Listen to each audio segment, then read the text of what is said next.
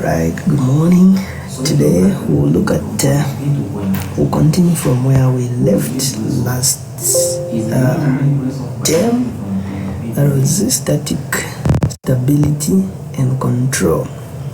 So we looked at the various stability criteria, and I believe the last thing we did was static margin, and we looked at this sketch of a plane that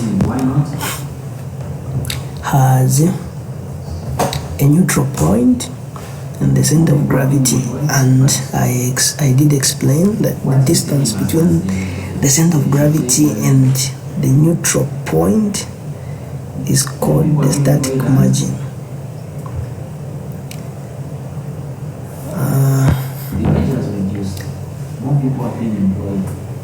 Static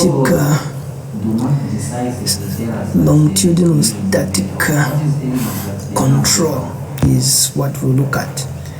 So for a plane that is in equilibrium at a trim angle of attack alpha e, then there is a definite value for the lift coefficient, and from the formula of the lift coefficient, which is equal to L is equal to dynamic pressure multiplied by the area, you can make B subject of the formula, and for steady and level flight, the weight equal to the lift. Hence you have this equation 31, where V trim is the speed when the aircraft is trimmed in pitch. Right. Now, if we consider a horizontal tail, which is sketched in the next figure, slide 37, the absolute angle of attack of the tail is alpha t, and this was defined earlier. Then we can look at the variation between the tail lift coefficient and the tail angle of attack. And if we assume that the elevator is deflected downwards through a deflection, through the elevator deflection angle with this symbol del E, then for a deflected flap, the deflected elevator causes the tail lift coefficient curve to shift to the left. So this slide is explaining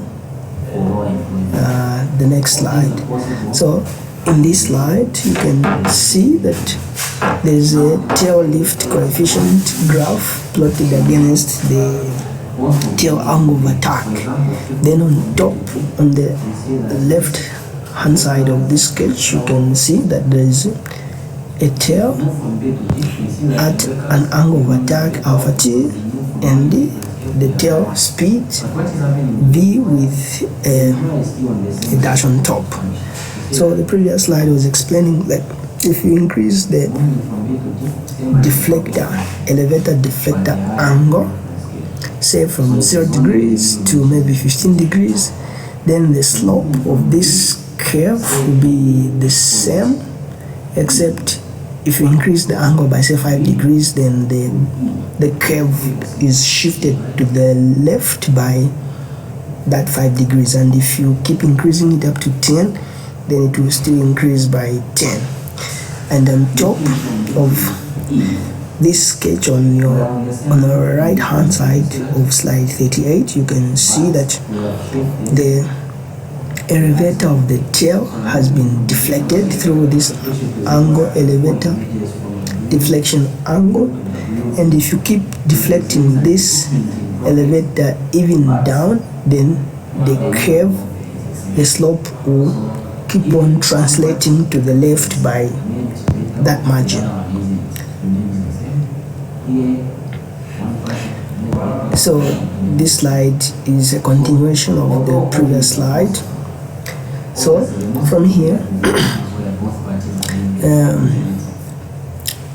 the variation that was plotted, that is the tail lift coefficient versus the deflector, elevator deflector, is shown in the next slide.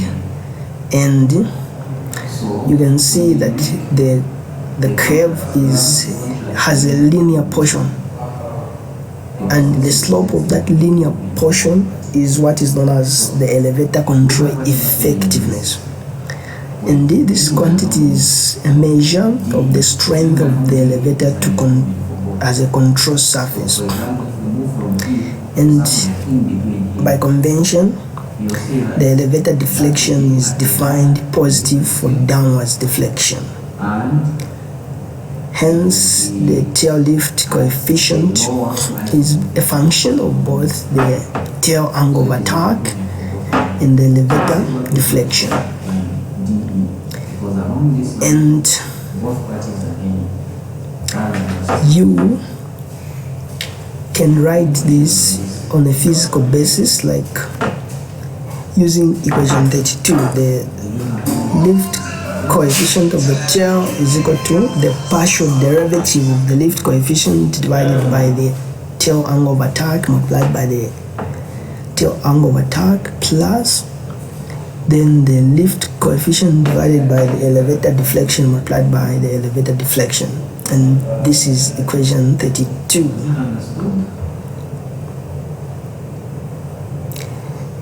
Yeah, so this is a curve showing a slope of the tail lift coefficient versus the elevator deflection angle. And this slope, from what I've earlier said, is called the elevator effectiveness.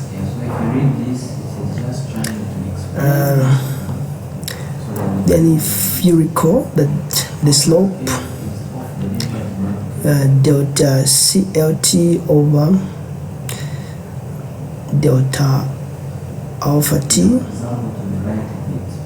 which is equal to AT, and we substitute this part in the previous equation, equation 32, then you get this equation, equation 33. Then if you substitute equation 33 into equation 31, equation 21 is about the lift, the moment coefficient about the center of gravity. So if you substitute this equation 33 into the equation for the moment coefficient about the center of gravity, then you get equation 34. And from this equation, you can tell that VH, which is the tail volume ratio, and the right hand side where there is minus VH is nothing but equation 32.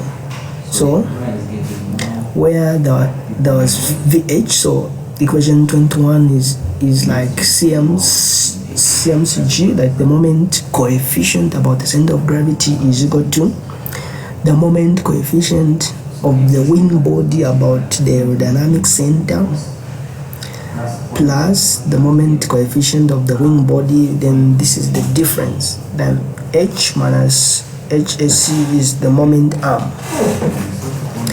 Then minus VH, so this was supposed to be VH multiplied by CLT, but where the CLT, we've substituted equation 33, and if you do that, you get equation 34, and equation 34 give the effect of the elevator deflection on the moment about the center of gravity of the plane. Okay, so the rate of change of the moment coefficient about the center of gravity due to the elevator deflection is given by partial derivative of the moment coefficient about the center of gravity divided by the partial derivative of the elevator deflection. Hence, if you differentiate equation 34, you will notice that The first term will be a constant because we are differentiating it with respect to the elevator deflection angle. So the first term, second term will all be constants, and if you differentiate a constant, you get a 0, and what you remain with is essentially partial derivative of the moment coefficient with respect to the elevator deflection. This will be equal to negative of the tail volume ratio multiplied by the partial derivative of the moment of the lift coefficient of the tail, which is equation 35. And from the next slide, which is slide 39, you will notice that this ratio, the moment coefficient, the partial derivative of the moment coefficient with respect to the elevator tail deflection is constant, and also the tail volume ratio is a constant. Hence, everything in equation 35 is a constant. So, on a physical basis, the increment of the moment coefficient about the center of gravity is only due to the elevator deflection. Hence, equation 35 can be rewritten as equation 36. Now, if we consider a plane with moment coefficient curve as given in slide 42, where the equilibrium angle of attack with no elevator deflection alpha E, and the question then, if we wish to trim the airplane to a new angle of attack alpha N, then the question will arise: what value of the deflector elevator deflection is required for this purpose? Then the answer to this question is first written by an equation for the moment curve, where the elevator deflection is equal to 0, which is shown in slide 41. Then you can get an equation of a straight line. So equation 37 is merely an equation of a straight line, and assuming that the elevator deflection is given by this angle delta E, the value of the moment coefficient will change by this small increment, which is delta CMCG, and the moment equation given by equation 37 will now be given by this equation 38. So in this, like the previous slide was explaining this sketch, so this line, this straight line without dots, this is the moment coefficient when the elevator deflection angle is equal to 0. And since this is a straight line, you can find an equation of a straight line using the equation learned from, I think, high school mathematics, and you can get the equation of this dotted line. The equation will be similar. What will only be different is the slope, or the point where this line crosses the x. Here, when the elevator deflection is equal to 0, this line crosses the x-axis, or this is the absolute angle of attack at alpha E. Now for the new line, it will cross it at alpha N. So the equation that you derived in the previous part, you just replace the constant by alpha N, then everything stays the same. Okay, so the value of delta moment coefficient about the center of gravity, which we earlier got as equation 36, and if you substitute that equation 36, substituting it into equation 38, you will get this simple equation. The moment coefficient about the center of gravity will go to the trim moment coefficient M0 plus then the partial derivative of the moment coefficient with respect to the absolute angle of attack multiplied by the angle of attack. Then the other part is the tail lift coefficient multiplied by the volume ratio. And from equation 39 we are able to calculate the moment coefficient for any arbitrary angle of attack and any arbitrarily elevated deflection. However, if we are interested in a specific situation where the moment coefficient about the center of gravity is equal to 0 at an absolute angle of attack alpha n, where the elevated deflection necessary to obtain this condition is equal to the trim elevated deflection. What this slide is trying to explain is, for an aircraft to be statically stable in pitch, it means all the moment acting on the aircraft about the center of gravity needs to be 0, so that the plane doesn't pitch up or down. It means all the moment coefficient should be 0, and this should be 0 in all flight state. So whether a plane accelerates or decelerates or ascend or descend, it should move with the 0 moment coefficient. But the question that always arises is, if the moment coefficient about the center of gravity is equal to 0, at what angle of attack is it taking place? And at what trim angle of attack, at what elevated deflection angle is it taking place? And to answer that question, you make CMG, the moment coefficient about the center of gravity, in equation 39 equal to 0. And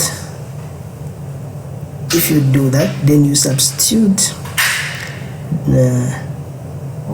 delta E, the elevator deflection angle, with the elevator trim angle. Hence, that delta has been replaced with trim. So making CMCG equal to 0 and this equal to the trim, and solving for the trim deflection angle, you just rearrange and make it subject of the formula, and you get equation 14. And this equation gives the necessary elevator deflection angle to trim an aircraft at a given angle of attack M. So for example, if the plane is, say, descending maybe from 30,000 feet to, say, 20,000 feet, you would like to know what is the trim elevator deflection angle and what is the trim angle of attack. So you can solve those by using equation 14. And next we look at the elevator hinge moment. So there is a sketch in the next slide where there's a sketch of the tail, and the tail is hinged at a certain point along its chord. Then there is the nomenclature which we use So we let C, small letter t, CT be the chord of the tail. That is the distance from the leading edge of the elevator to the hinge line. And the CB, the distance from the hinge line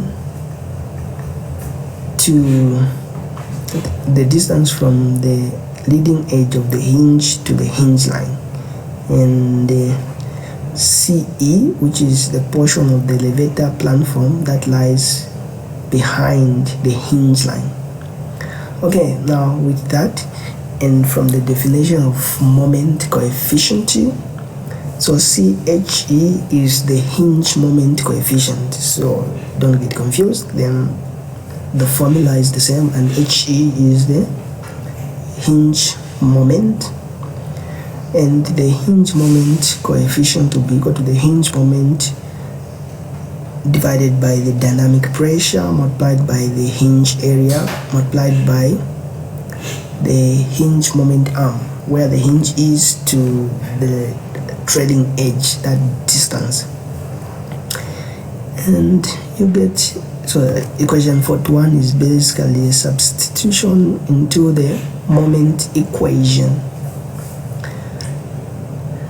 And if you recall that the hinge moment coefficient due to the tail angle of attack and the elevator deflection is a function of both the tail angle of attack and the elevator deflection angle.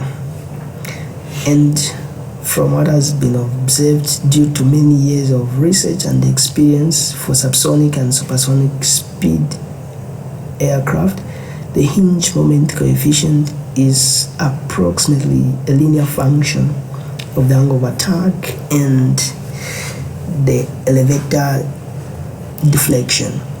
Hence, it can be written as hinge moment is equal to the partial derivative of the hinge moment coefficient with respect to the angle of attack multiplied by the angle of attack of the tail, and this plus the same a hinge moment coefficient divided by the elevator deflection multiplied by the elevator deflection.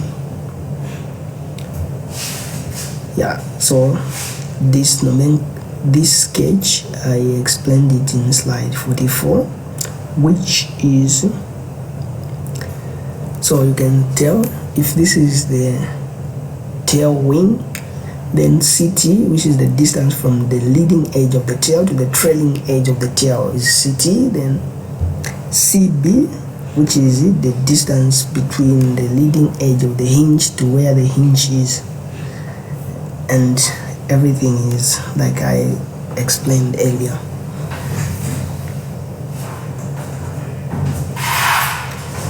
Right, so let's continue with the stick-free longitudinal stability. So if we consider equilibrium deflection angle of a free elevator, and the free elevator where there's delta E, we substitute it with delta free to denote stick-free longitudinal stability, which is sketched in the next slide. Then if the hinge moment is equal to 0, then from equation 42, if the hinge moment is equal to 0, then we can obtain, and we substitute where there was delta E with delta free, then we get this equation, equation 43. And from equation 43, if we make delta free subject to the formula, we obtain, it's a matter of just rearranging this simple equation and placing delta free on the other side of the equation, then we get equation 44, which is not a very difficult thing to do. And this equation 44 gives the equilibrium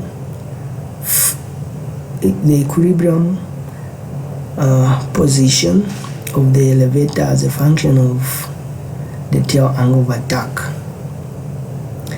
However, this free deflection affect the tail lift coefficient, which in turn affect the static stability of the airplane. Okay, so if we denote the tail lift coefficient for a free elevator as CLT, which is the lift coefficient of the tail, but C has an apostrophe on top to denote that it is due to the free elevator. So please do not confuse this with the tail lift coefficient, which has no apostrophe. The apostrophe in this case is only indicating that this tail lift coefficient is due to a free elevator. And if we substitute equation 44 into equation 33, equation 33 is one where you've got CLT is equal to AT multiplied AT, which is the slope of the tail lift coefficient against angle of attack. So CLT is equal to AT multiplied by alpha T, then plus the partial derivative of the lift coefficient divided by delta E multiplied by delta E. So where there was delta E in equation 33, you substitute delta free, and if you do that, you get this equation. And in this equation, which will be equal to C with an apostrophe LT is equal to AT, the slope, multiplied by alpha T, which is the angle of attack of the tail, plus then this partial LT over delta E multiplied by delta free, and you substitute now where there is delta free, you substitute equation 44 for delta free. Then what you get is C with an apostrophe LT is equal to AT alpha T minus then this expression, which I will not repeat, but this is a result of substitution of equation 44 into equation 33. Then you can do a simple trick, a simple simplification, so that CLT is equal to AT multiplied by alpha T multiplied by F, where F is the free elevator factor and is given by this expression, which is simply rearranging and simplifying. Otherwise, nothing strange. And you get equation 45 in its simplified form. Okay? And this is a sketch showing an illustration when the hinge moment is equal to 0. You can tell the way this is positioned, then you will have the free deflection, the free elevator deflection angle, which has been given, and the hinge moment here is equal to 0. Then there's the free stream speed that is hitting the tail wing at an angle of attack alpha T. Alright, then we continue with our analysis. So the free elevator factor, which was given by 1 minus that expression, which was simply as a result of arranging and rearranging the terms of substituting equation 44 into equation 33. So that free elevator factor is a number usually less than 1 and is between 0.7 and 0.8, ranges from 0.7 to 0.8, and it represents a reduction in the tail tail's contribution to static stability when the elevator is free. The magnitude of this reduction will now be developed. So if we consider the moment about the center of gravity of the airplane for a fixed elevator, then the moment coefficient, as usual, can be obtained from equation 21, which I've repeated here for your sake. And now if we have a free elevator, then the tail lift here, like here where there is minus on the right hand side of this equation 21, minus VH, which is the volume, the tail volume ratio multiplied by the lift coefficient of the tail. And if you change this by adding an apostrophe on top of the C, so that you've got C with an apostrophe then LT, and this apostrophe, like I explained earlier, it denotes that this is the lift coefficient due to the presence of a free elevator deflection. This is important for you to note. Then what you get now is the moment coefficient of the total aircraft in this case. The moment coefficient for a free elevator, moment coefficient of the total aircraft due to a free elevator. So this is basically the equation 21, but now you take into account the presence of a free elevator, so that the total moment coefficient about the center of gravity will have an apostrophe on top of the C, and even the lift coefficient of the tail will have an apostrophe, and the other terms stays as they are. And you can make a substitution. So from equation 46 to equation 47, all you did is simply substituting the value for CL, for C with an apostrophe LT, which is the lift coefficient of the tail due to the free elevator, and this was equation 44 in the previous slide. From slide 46, we got the expression for C with an apostrophe on top, so you merely substitute that part and you get equation 47, where there's minus VH AT, slope of the lift of the tail lift coefficient against angle of attack, then F, which is the free elevator factor. Nothing strange, everything seems okay. And equation 47 gives a final form of the moment coefficient above the center of gravity of the total aircraft with a free elevator.